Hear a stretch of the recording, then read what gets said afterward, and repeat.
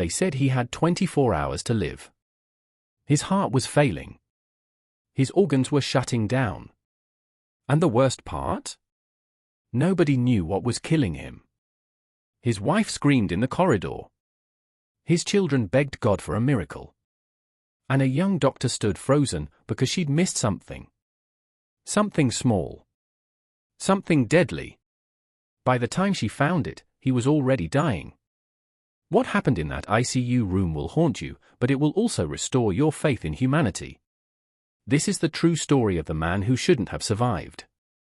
But did. Tommy Brennan had been driving his black cab through the streets of Manchester for 32 years. Not because he loved the traffic or the unpredictable hours, but because he loved people.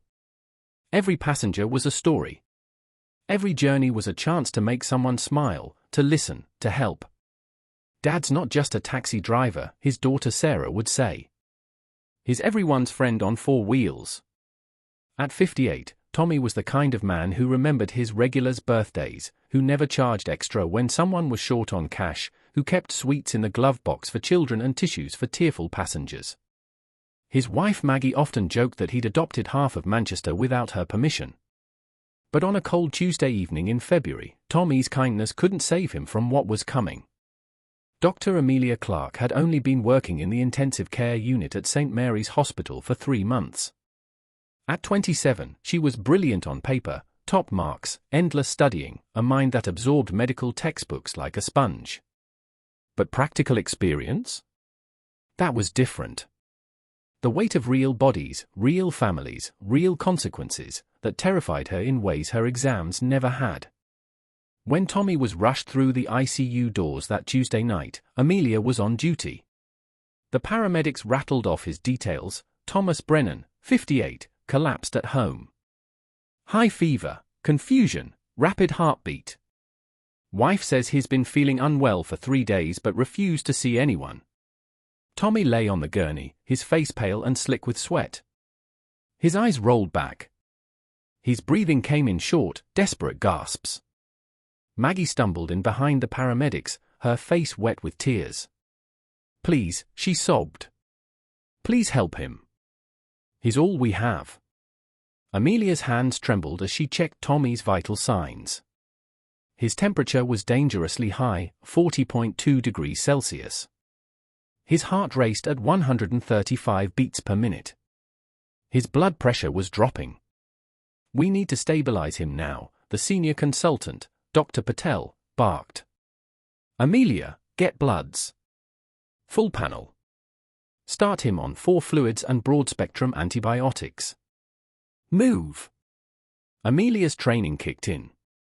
She inserted the cannula, her hand steadier than her heart. Drew the blood. Administered the medication. But inside, she was screaming. "What if I miss something? What if I'm not good enough?" Within the hour, Tommy was hooked up to monitors, fluids dripping into his veins, oxygen feeding his struggling lungs. The tests were sent to the lab. All they could do now was wait. Maggie sat beside his bed, gripping his hand like it was the only thing tethering her to earth. Sarah, their 16-year-old daughter, stood behind her mother, silent tears streaming down her young face. Daniel, their 22-year-old son, paced the small waiting area outside, his jaw tight with fear. Amelia watched them from the nurse's station. She'd seen families before, of course. But something about this one pierced through her professional armor. Maybe it was the way Maggie whispered to Tommy even though he couldn't hear. Maybe it was Sarah's trembling hands. Maybe it was Daniel's helpless rage at something he couldn't fight. Or maybe it was Tommy himself. Even unconscious, even burning with fever, there was something gentle about him. Something kind in the lines of his face. Dr. Patel reviewed the initial results. Severe sepsis, origin unknown. We've started the antibiotics. Let's hope they work. But hope, Amelia was learning, wasn't always enough. By midnight, Tommy's condition hadn't improved. If anything, he was getting worse. His fever climbed higher. His breathing became more labored. The machines beeped their warnings into the sterile air. Amelia stood at the foot of his bed, watching the monitors with growing dread. Maggie looked up at her with red, desperate eyes. "He's going to be all right, isn't he, Doctor?" Amelia opened her mouth to give reassurance, to offer the practiced words she'd been taught. But Tommy's monitor alarm suddenly screamed to life. His blood pressure was plummeting. And Amelia realized with cold, terrible clarity they were losing him. The crash team descended on Tommy's bedside like a storm. Dr. Patel shouted orders. Nurses moved with practiced precision. Amelia stood frozen for 3 horrible seconds before her training pulled her back into motion. "Push fluids. Get me noradrenaline, his pressure's in his boots." Maggie was ushered out, her screams echoing down the corridor. "Tommy! Tommy!" Sarah clung to her brother in the waiting room, both of them shaking. For 27 minutes, the team fought. They flooded Tommy's system with medication to raise his blood pressure, adjusted his oxygen, monitored every spike and drop on the screens that had become his lifeline. Finally, slowly, his numbers stabilized. Not good. Not safe. But stable enough. Dr. Patel stepped back, sweat beading on his forehead. "He's hanging on. Barely." He turned to Amelia. "Stay with him. Watch him every minute. Any change, you call me." "Understood." Amelia nodded, her throat too tight to speak. The rest of the team filtered out. The room fell quiet except for the rhythmic beep of monitors and the hiss of the ventilator they'd had to intubate him with. Amelia stood beside Tommy's bed, her heart pounding. She'd studied for this. Prepared for this. But nothing had prepared her for the weight of a life truly hanging in the balance. When Maggie was allowed back in, she looked 10 years older than she had hours before. "What's happening to him?" she whispered. "Why aren't the medicines working?" "We're doing everything we can," Amelia said softly. "The antibiotics need time." "But what if time is something he doesn't have?" Amelia had no answer. Over the next 2 days, Tommy's condition became a cruel roller coaster. Moments of slight improvement followed by terrifying declines. The antibiotics weren't working. The blood cultures came back showing an infection, but the bacteria weren't responding to treatment. Dr. Patel switched medications. Tried different combinations. Consulted with specialists. Nothing worked. Amelia barely left the ICU. She monitored Tommy obsessively, checking his charts, his vitals, searching for anything they might have missed. She read his patient history over and over. Former smoker, quit 15 years ago. No significant medical history. Recently healthy except for what his wife described as a bad cold the week before. But this wasn't a cold. This was something vicious, something that was devouring him from the inside. Maggie practically lived in the chair beside his bed.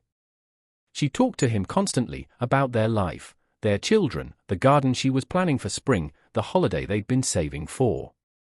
"We're going to Cornwall, Tommy," she whispered, stroking his hair. "Remember? That little cottage by the sea. You promised me." Sarah would visit after school, sitting quietly, doing her homework beside her unconscious father. Sometimes she'd read to him from the books he'd always loved, old mysteries and adventure stories. Daniel came in the evenings, his hands stuffed in his pockets, his eyes haunted. "Come on, Dad," he'd mutter. "You're tougher than this. You've got to fight." And Amelia watched it all. She wasn't supposed to get emotionally involved. That was rule number 1. Stay professional. Stay detached. But how could she? How could anyone watch this family's world crumble and feel nothing? On the 3rd night, Amelia found Maggie crying quietly in the family room. She should have walked past. She had other patients. Other duties. Instead, she sat down beside her. "I don't know what to do," Maggie sobbed. "I don't know how to help him." "You're already helping him," Amelia said gently. "You're here. He knows you're here. But what if that's not enough? What if I lose him, and I never got to say, her voice broke. We were supposed to grow old together, you know? That was the plan. Amelia's professional mask cracked. Tell me about him. Tell me about Tommy. And Maggie did. She told Amelia about how they'd met at a bus stop in the rain, how he'd shared his umbrella with her and made her laugh within 5 minutes. How he'd proposed on a hilltop with no ring because he couldn't wait another day. How he'd cried when each of their children were born. How he'd worked double shifts to pay for Sarah's school trip to France. How he'd taught Daniel to drive in an empty car park, patient through every stalled engine and jerky stop. He's the best man I've ever known, Maggie whispered. And I can't lose him. I can't. Amelia went home that night, her first time leaving the hospital in over 40 hours, and cried in her shower until the water ran cold. The next morning, Dr. Patel called a family meeting. Amelia watched from the doorway as he delivered the news that made her chest ache. We've tried everything we can think of. The infection isn't responding to any treatment. His organs are beginning to fail. I'm so terribly sorry, but you need to prepare yourselves. We may not be able to save him. Maggie's wail of grief cut through Amelia like a knife. And somewhere deep inside her, something hardened into determination. No. Not yet. Not while there's still a chance. But what chance was there when every medicine had failed? Amelia couldn't sleep. Couldn't eat.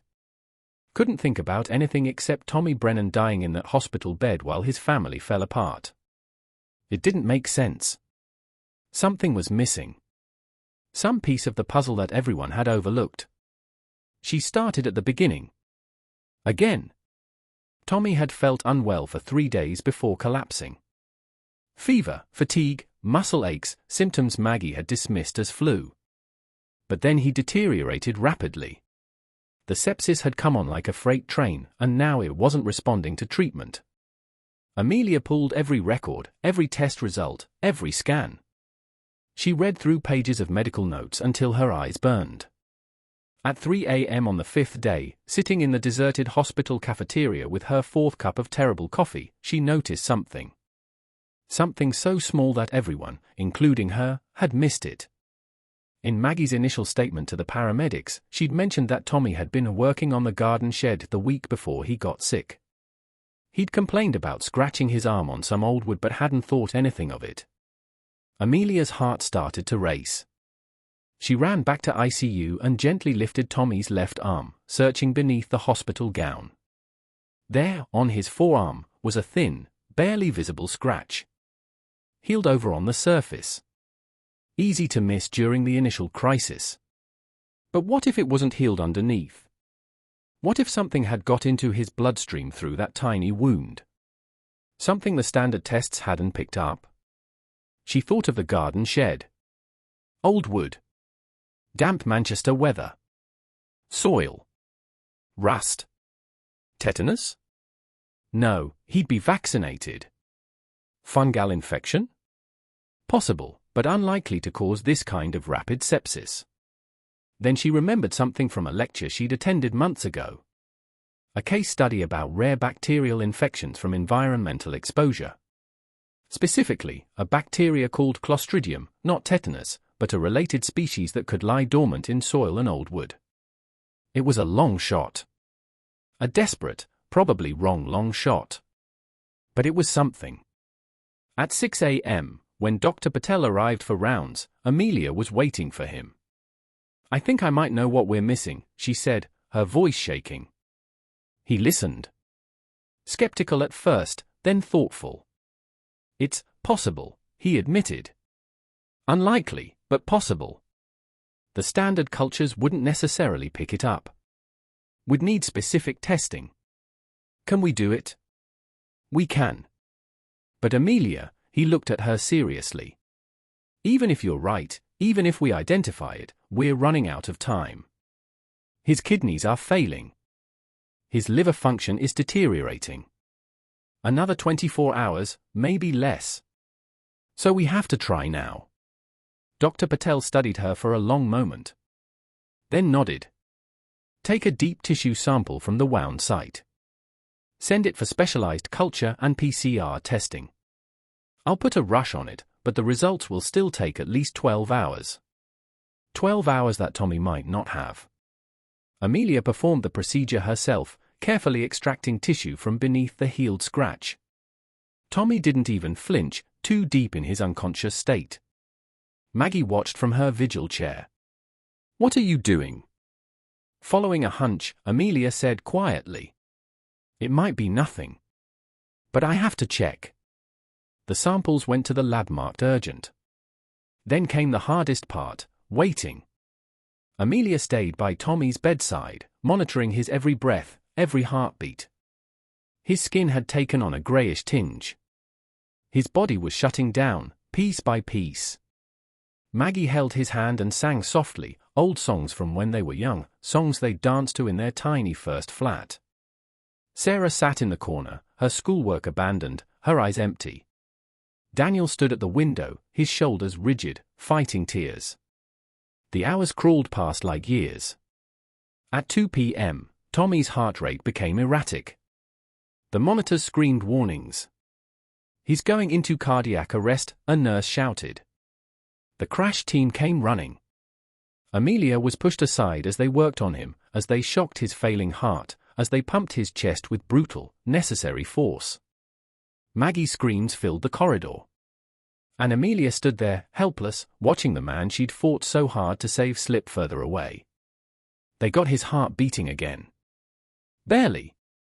"He won't survive another episode," Dr. Patel said grimly. "This is it. Hours at most." At 5:47 p.m., Amelia's phone buzzed. The lab results. Her hand shook as she opened the message.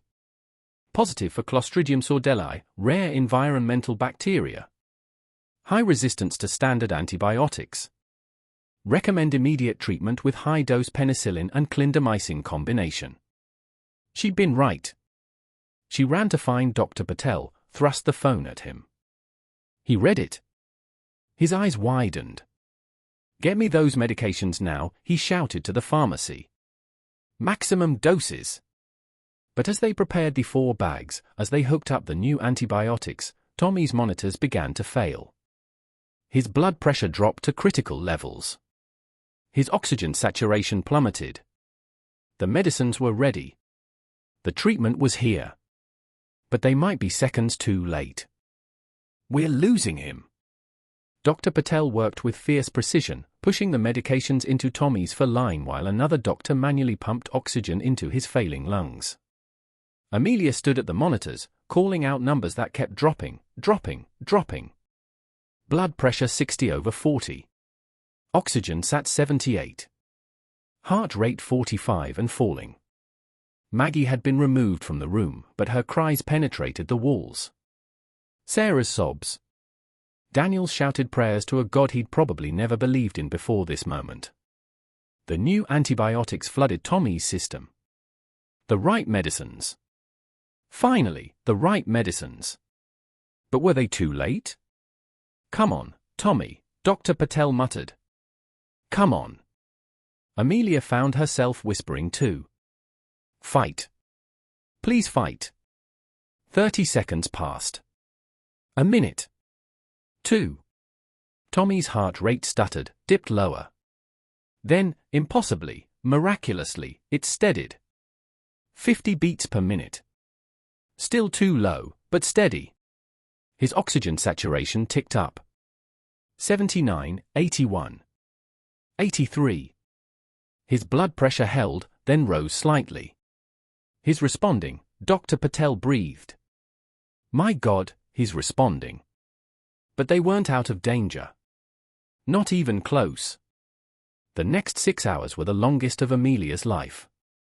They watched Tommy's body like generals watching a battlefield, monitoring every tiny change, adjusting medications, providing support to his damaged organs. The antibiotics were working, they could see it in the blood tests, in the slowly declining infection markers, but the damage had been severe. His kidneys had nearly failed. His liver was compromised. His heart had been pushed to the very edge. Amelia refused to leave. She stood by his bedside, checking, rechecking, her exhaustion forgotten. Maggie was allowed back in once Tommy was stable enough. She looked at Amelia with red, hollow eyes. Is he? He's fighting, Amelia said. The medicine is working. But his body's been through so much. We just have to wait and see if he's strong enough. Maggie nodded and returned to her post, gripping Tommy's hand. And then she did something that broke Amelia's heart and put it back together all at once. She looked at her husband, at this man who'd driven strangers through rainstorms, who'd kept sweets for children, who'd loved his family with every breath, and she talked to him like he could hear every word. I know you're tired, love. I know it hurts. And if you need to rest, if you need to let go, I'll understand. I will. But Tommy, her voice cracked. If you can find even a little bit more strength, if you can fight just a little bit longer, we need you. Sarah needs you to walk her down the aisle someday. Daniel needs you to meet his children. And I need you for all the mornings we haven't had yet, all the cups of tea and terrible jokes and just growing old together like we planned. She pressed her forehead to his hand. So if you can, love. If there's any way. Please come back to us.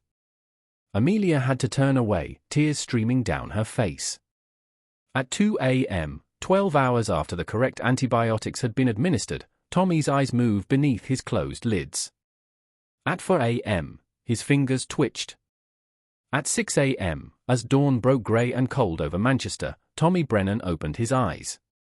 Maggie gasped. Tommy. His gaze was unfocused, confused, but aware. Alive.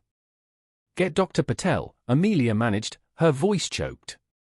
By the time the senior consultant arrived, Tommy was looking around weakly, the ventilator tube still in his throat but his eyes asking 1,000 questions. Welcome back, Tommy, Dr. Patel said with a rare, genuine smile. You gave us quite a scare. Over the next 3 days, Tommy improved steadily. They removed the ventilator. His kidneys began to recover. His liver function returned to near normal. The infection markers in his blood dropped to safe levels. He was weak, desperately weak, but alive. Properly, miraculously alive. Maggie never left his side. Sarah brought him his favorite books. Daniel snuck in chocolate biscuits against hospital rules, making his father smile for the first time. And Amelia watched it all with a fullness in her chest she'd never experienced before. On the 5th day after Tommy woke up, Dr. Patel pulled her aside. You saved his life, he said simply. If you hadn't pushed, if you hadn't looked deeper, we'd have missed it entirely. He'd be dead. Amelia shook her head. I couldn't give up on him. That's what makes you a good doctor. Not just the knowledge, the caring. That afternoon, Amelia went to check on Tommy before her shift ended. He was sitting up slightly, still pale but with color returning to his cheeks. Dr. Clark, he said, his voice still raspy. They told me what you did. I was just doing my job. No. Maggie took her hand. You did more than that. You saw my husband as a person, not just a patient. You cared enough to keep looking when everyone else had given up. Tommy reached out with a weak, trembling hand. Amelia took it gently. Thank you, he whispered. Thank you for giving me more time with them. Amelia couldn't speak past the lump in her throat. She just nodded. 3 months later, Amelia received a card at the hospital. Inside was a photo of Tommy standing in his garden, thin but healthy, smiling broadly, his arm around Maggie, Sarah, and Daniel grinning beside them. The message read, Dear Dr. Clark, the shed is fixed. The garden's planted. And I'm back driving my cab, annoying my passengers with bad jokes and life advice. But more importantly, I'm here. Because you didn't give up. Because you cared. That's the real miracle, isn't it? Not just medicine, but humanity. With eternal gratitude. Tommy, Maggie, Sarah, and Daniel. P.S. We're going to Cornwall next month. That cottage by the sea. Every sunset, I'll think of you and the second chance you gave us. Amelia pinned the photo to her locker where it would remain throughout her career. On the difficult days, and there would be many, she'd look at it and remember. Remember that medicine wasn't just about tests and treatments. It was about seeing the person in the patient. It was about the bonds formed in the worst moments that sometimes, just sometimes, saved lives. It was about never giving up on the Tommy Brennans of the world, the kind souls who deserved every fighting chance. And it was about the profound privilege of being there when someone's story got to continue instead of end. That was the real miracle. That was what she'd carry with her always.